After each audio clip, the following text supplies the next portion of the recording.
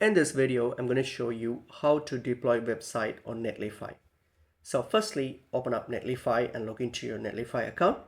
So once you've logged into your account here, so once you're on your home page here, so what we're going to do now here is simply go and click on this add new project. So once you're on your home, on your dashboard, your home page, click on add new project option here. So click on it, okay, and then click on it, click on the little arrow, and you'll come up with these options here. Select deploy manually, okay, and then all you have to do here is drag and drop your website files.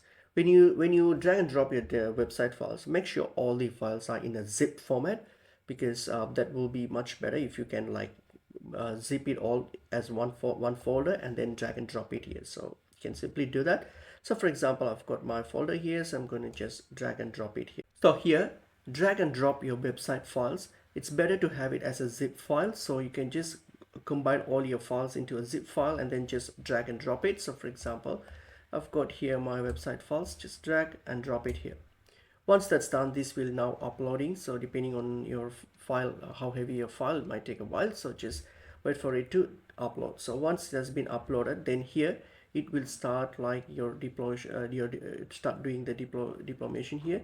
All right, and then now you can see that your website files has now been deployed. So it's pretty easy and straightforward, and you can further configure it if you want to based on your requirements. And that's basically pretty much it is.